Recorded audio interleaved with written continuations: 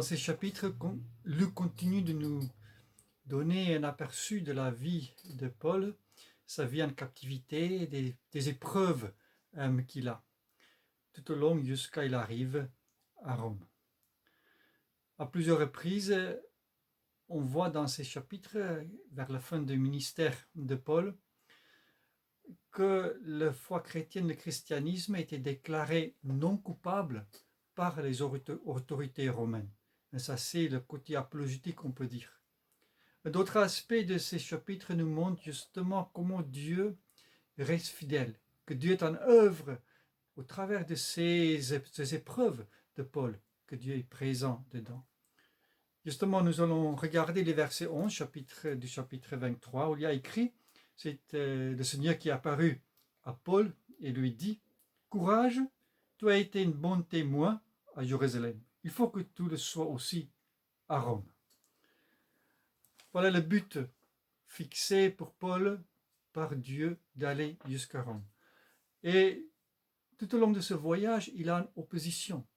Dans ce chapitre, il y a ce complot de quarantaine d'assassins qui voudraient tuer Paul.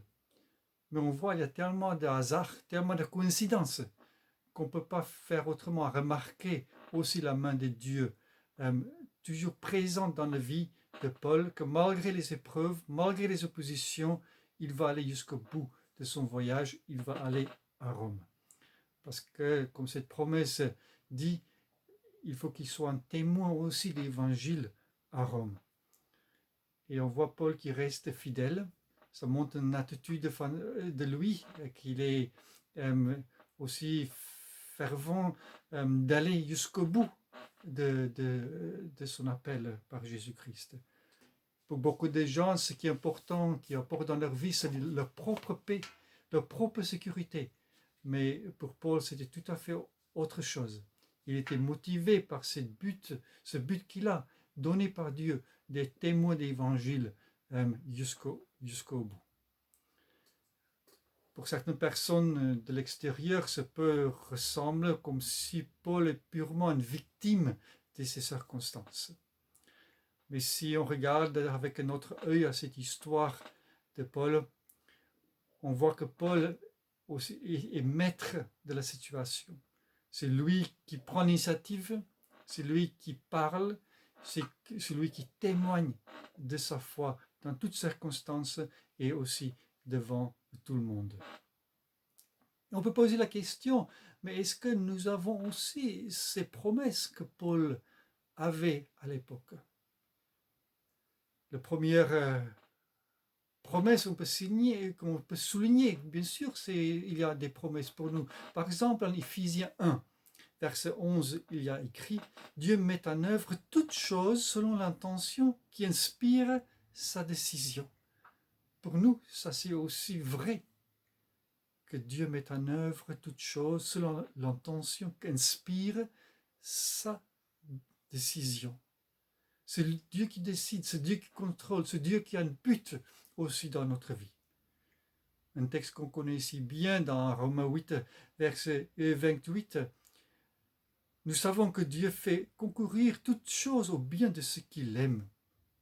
Toutes choses, le bien comme le mal, tout est là pour notre bien.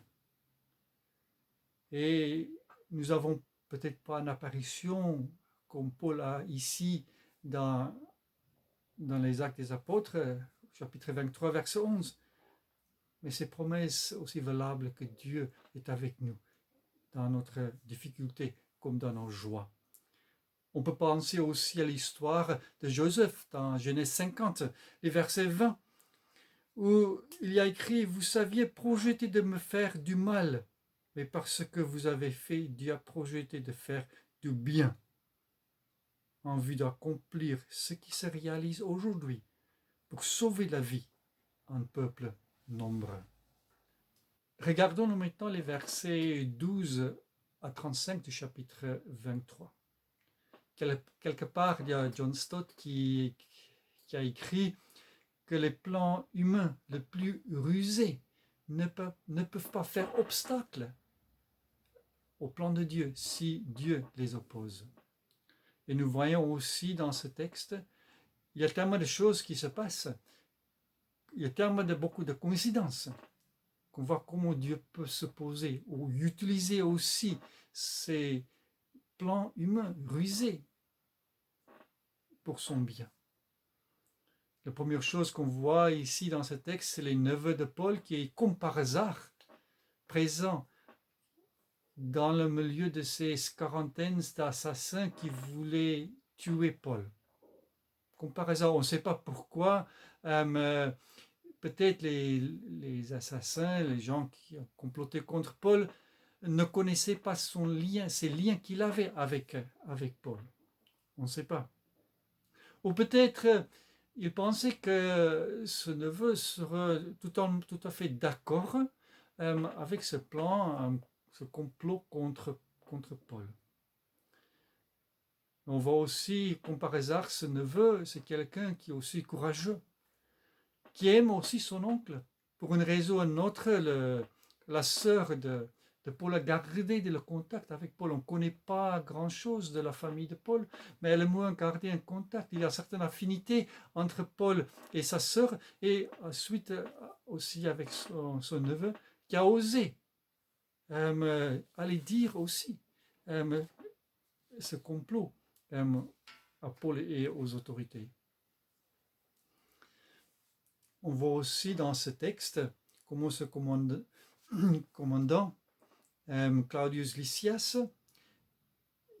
toutes les précautions qu'il prend aussi pour protéger Paul. Il y a 200 légionnaires, il y a 70 cavaliers et 200 soldats armés de lances. Donc tout c'est mis là pour justement protéger Paul. C'est assez extraordinaire. Même si aussi dans ce texte, on va le voir, qu'il y a quand même aussi intérêt personnel de la part du commandant. Mais il ne réagit pas comme Pilate, par exemple, qui savait que Jésus était innocent, mais malgré le fait qu'il savait que Jésus était innocent, il a quand même laissé le jugement au peuple, il a donné Jésus au peuple. Dans ce texte, ce commandant, il choisit aussi de protéger Paul et de l'amener pour qu'il puisse être jugé. Dans la lettre que le commandant écrit au gouverneur, on voit justement les intérêts aussi personnels du commandant. Au verset 27, où il écrit dans cette lettre, « Les Juifs s'étaient saisis de l'homme que je t'envoie, et ils allaient le tuer quand je suis intervenu avec la troupe. Je l'ai arraché de leurs mains, car je venais d'apprendre qu'il était citoyen romain. » Donc justement, il ne savait pas que Paul était un citoyen romain. C'est sûrement plus tard, après cet incident, quand il a arraché donc Paul de la foule et qu'il a donné l'ordre de fouetter Paul, que Paul dit, mais je suis citoyen romain, vous ne pouvez pas faire cela sans jugement. Et c'est seulement à ce moment-là que le commandant a appris que Paul était citoyen romain. Et donc là, il ne raconte pas tout à fait la vérité, un mensonge aussi pour son propre profit. Dans le verset 1 à 9 au chapitre 24, il y a plusieurs accusations contre Paul, on peut le regrouper en 3, pour lesquelles il voudrait saisir de Paul aussi devant les tribunaux. Donc la première accusation de Paul, c'est qu'il était un agitateur. Il est danger public. Il provoque des troubles chez les Juifs dans le monde entier, dit notre texte. Il y avait à l'époque beaucoup de manifestations de personnes qui revendiquent qu'ils sont le Messie. Et aussi des manifestations contre l'oppresseur romain. Donc il voulait aussi par cela mettre Paul dans le même panier pour dire, mais lui aussi, il se manifeste, il cause trouble dans le public contre l'Empire romain. Donc on voit cette plainte à plusieurs reprises de Paul qui était agitateur. Mais chaque fois on voit aussi comment Le christianisme, l'église chrétienne de l'époque, les chrétiens sont innocentés par les tribunaux romains de l'époque. La deuxième accusation contre Paul, c'est qu'ils ont dit qu'il était le chef d'une secte des Nazaréens. Donc, il voulait justement par cela séparer le judaïsme et le christianisme. Pour le romain de l'époque, il n'y avait pas de différence entre le judaïsme, ou peu de différence entre le judaïsme et le christianisme. Et justement, au travers de cette accusation, l'avocat, donc Tertulle, voulait justement souligner, mais la religion dont Paul est membre, donc soi-disant ce secte de Nazaréens, c'est rien d'officiel, ils n'ont pas le droit d'exister. La troisième accusation contre Paul, c'est justement il a profané le temple, parce qu'il a soi-disant fait rentrer dans le temple un païen. Et selon la loi de l'époque, que ce soit juif ou romain, quelqu'un ne peut pas rentrer dans le temple, le païen ne peut pas rentrer dans le temple, et il peut être jugé, même tué si ça arrive selon la loi. Donc il y avait ces deux parties des accusations. D'une part, il était contre Moïse, contre la loi, et la deuxième partie des accusations, il est aussi contre l'Empire, contre César. Le seul problème, il n'y avait pas beaucoup de preuves pour prouver ce qu'ils ont dit. Et ils espéraient, les accusateurs, espéraient quand le gouverneur Félix va interroger Paul, qu'il va quelque part dire quelque chose pour prouver que Paul est coupable.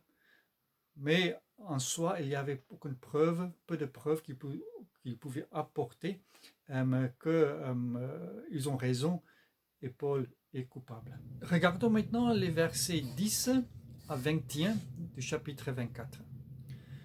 Donc justement, Paul va maintenant répondre à ces accusations. Dans ces versets, dans le verset 11 à 13 et 17 à 19, il répond par rapport aux accusations 1 et 3, donc le fait qu'il était un danger public, agitateur, et la troisième accusation concernant le fait qu'il a profané le temple. Au verset 12 du chapitre 24, Paul dit « Or, personne ne m'a vu dans le cours du temple en train de discuter avec quelqu'un. Jamais on ne m'a surpris à soulever le peuple, ni dans la synagogue, ni dans la ville. Et ces gens ne peuvent pas apporter la moindre preuve pour appuyer les accusations qu'ils viennent de porter contre moi. » Donc justement, Paul dit, mais il n'y a aucun témoin. Si vous trouvez témoin, il peut venir, mais il n'y a aucun témoin qui peut témoigner du fait que Paul est un agitateur au temple ou parmi le peuple. Justement, concernant la troisième accusation contre Paul, du fait qu'il a profané le temple en amenant quelqu'un non juif dans le temple, il répond à cette accusation au verset 17 à 19, où il fait aussi référence à ce qui s'est passé au chapitre 23, où il était convoqué devant le Grand Conseil, devant le Sanhédrin, où il était annoncé innocent, et aussi par la loi romaine. Tous les deux ne pouvaient pas trouver quelques accusations, quoi que ce soit, contre Paul. Et la deuxième accusation concernant qu'il était un chef d'une soi-disant secte, là il répond à cette accusation, versets 14 à 16, en disant, pour montrer, mais le Dieu que je sers, c'est le Dieu de nos ancêtres, de mes ancêtres, c'est dans la même lignée. Il dit, je crois aussi à la loi, aux prophètes.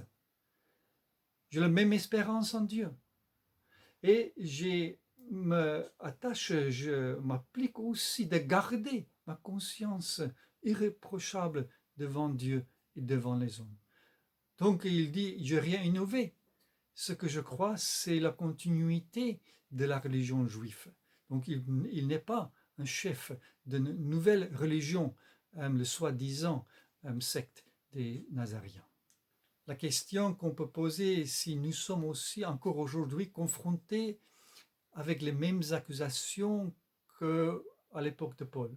Les mêmes accusations que Paul était en train de vivre dans ce chapitre. Effectivement, dans certains cas où il y avait les conversions, que ce soit, si on pense en France, des catholiques au protestantisme ou protestantisme évangélique en France, ou islam au christianisme, effectivement, il y a une certaine rupture avec tes origines, avec ton église d'origine, mais aussi possible avec ta famille. Donc il y a une nouvelle naissance qui a eu lieu et ça peut entraîner un conflit entre ces deux parties. Mais comment répondre à cette attitude-là, quand on est en conflit avec ton église d'origine, avec les membres de ta famille qui restaient attachés à la religion où tu étais attaché avant? Souvent, des nouveaux chrétiens sont assez virulents pour défendre leur conversion. Mais peut-être il faut aussi que ces chrétiens, ces jeunes chrétiens se rappellent qu'ils ont aussi sauvé par grâce. Et ils se sont tournés vers Dieu, vers Jésus-Christ, justement parce que c'est Dieu qui a ouvert leur cœur, sauvé par grâce. Et c'est aussi cette grâce qui est aussi valable pour leur famille ou leurs églises d'origine d'où ils viennent, d'autres religions, que Dieu voudrait aussi toucher ces personnes par sa grâce. Par rapport aux accusations contre les chrétiens dans le contexte de la société, comment il faut répondre à cela? Parce que souvent les chrétiens sont vus par leurs contemporains comme les gens qui sont assez intolérants, qui ont une morale un peu étroite. Mais la façon que les chrétiens peuvent aussi répondre à cette accusation, c'est justement de faire partie de la société, de la cité, de la ville où ils se trouvent, d'être présents pour montrer que nous sommes aussi les bons citoyens, pour servir, on est là aussi pour servir la société, parce que nous étions graciés et on veut vivre dans notre société aussi dans l'humilité. On est là aussi pour servir l'autre dans notre contexte social, dans la ville où nous habitons, pour aussi partager, montrer cette espérance que nous avons trouvée en Jésus-Christ, qui est un miracle. Et c'est aussi ce miracle qui est aussi valable pour tout le monde. Ce n'est pas parce que nous sommes mieux que les autres que nous sommes sauvés ou que Dieu s'est révélé à nous. C'est par la grâce que nous sommes sauvés et nous voudrions partager cette grâce, cette espérance, cet amour que nous avons reçu aussi avec nos citoyens.